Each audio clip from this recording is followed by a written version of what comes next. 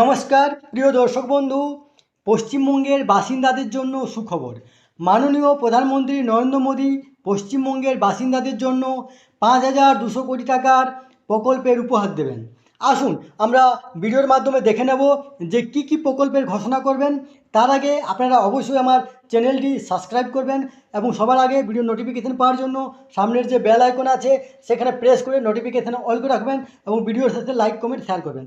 বিকশিত বাংলা বিকশিত ভারত, পশ্চিমবঙ্গের বাসিন্দাদের প্রায় 5,200 কোটি টাকার প্রকল্পের উপহার। এখানে উদ্বোধন আছে এবং মেট্রো পরিষেবার শুভ সূচনা আছে এবং ভিত্তিপ্রস্তর স্থাপন আছে।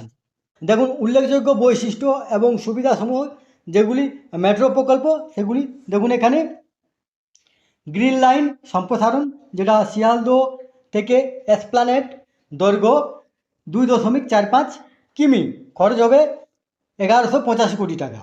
এরপরে আছে ইয়েলো লাইন শুভারম্ভ, নোয়াপাড়া থেকে জয়হিন্দ বিমানবন্দর, দৈর্ঘ্য 6.77 কিলোমিটার, খরচ 1,866 কোটি টাকা।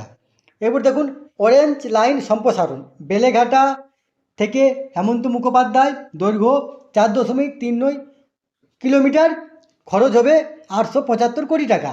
তারপরে আছে হাওড়া স্টেশনে নতুন সাবওয়ে, খরচ হবে 43 কোটি টাকা, বিশ্বমানের স্টেশন এবং সুযোগ সুবিধা। তারপরে দেখুন এখানে 6 লেনের এলিভেটেড কোনা এক্সপ্রেসওয়ে, যেটা খরচ আপনার হবে এখানে 7 কিলোমিটার, খরচ হবে 1,200 কোটি টাকারও বেশি।